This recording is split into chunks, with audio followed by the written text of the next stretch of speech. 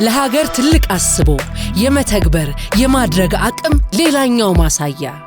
እንኳን ወደ ሃሮ ደንዲ ሎጅ በደህና መጡ።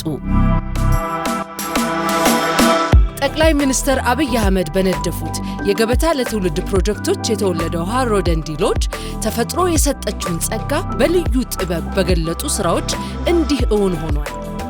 መገኛው በኦሮሚያ ክልል የሆነው ሃሮ ደንዲ ሎጅ በእሳተ ገሞራ ምክንያት የተፈጠረውን ውቡን የደንዲ ሐይቅን በተመስጦ ያስመለክታል።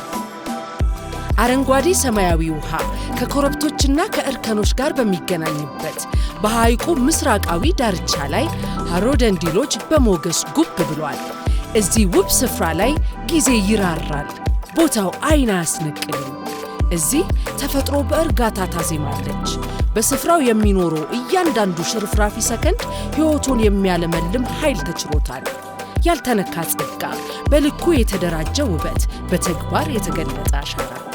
በሃሮ ደንዲ ሎጅ የህንፃ ንድፍ ጥበብ ከተፈጥሮ ጋር በፍጹም አይወዳደርም። ይልቁንም ለተፈጥሮ ኃያል ችሮታ እጅ ሰጥቶ በጸጥታና በክብር ይከተላል። እያንዳንዱ የህንፃ መዋቅር በደንዲ መሬት ላይ የተፈጥሮን አካሄድ ተከትሎና ከፍታና ዝቅታውን ጠብቆ በውበት ተቀምጧል። እዚህ መልክዓ ምድር ክቡር ነው።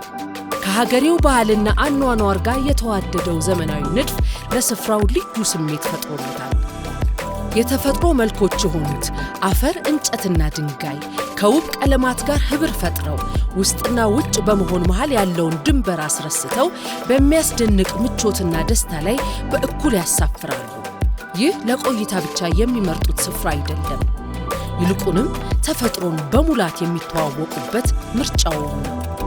በሎጁ እምብርት ላይ ደግሞ እንግዳ መቀበያ፣ ላውንጅ፣ ባርና ምግብ ቤትን በውስጡ የያዘው ዋናው ቤት እንኳን በደህና መጡ ብሎ ይቀበሉታል። ስፍራው ለሁሉም እኩል በሚሰጠው ምቹ ስሜትና በድንቅ ንድፉ አማካኝነት ሐይቁ በውበትና በሙሉ ግርማ ሞገስ ለእይታው ተሰናድቷል። እዚህ የተገኘ ሁሉ እኩል ይደመማል።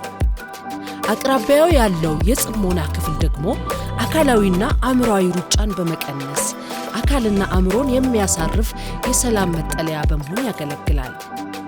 በውሃው ዳርቻ የስፖርት ማዕከሉ ስፖርታዊ እንቅስቃሴዎችን ከተፈጥሮ ጋር እያገናኘ ሰውነት በተፈጥሮ ውበትና አካላዊ እንቅስቃሴ ውስጥ ዘና እንዲል ያስችላል።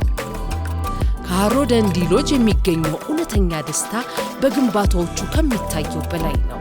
በመሬት ውስጥ በተፈጥሯዊ መንገድ በሚሰርገው ውሃ ታሪክ፣ ባህልና ጊዜን የሚሸከሙ የእርሻ እርከኖች ውስጥ በተፈጠረውና በተጠበቀው ውብ ስፍራ ውስጥ እረፍትና እውነተኛ አእምሯዊ እርካታ ይናኛል።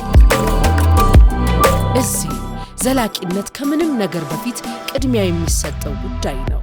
እያንዳንዱ ምርጫና እያንዳንዱ ንድፍ መሬቱን ለመጠበቅና ለወደፊት የተመቸ ዕድል ለመፍጠር አልሞ ይከናወናል።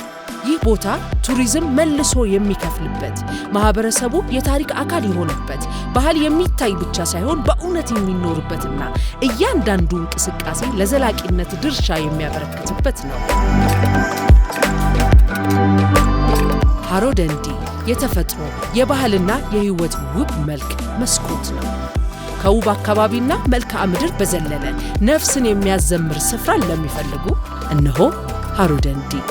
ያልተነካ ሀብት፣ ለአፍታ መጥተው ተሻጋሪ ሐሴትን የሚያቆዩበት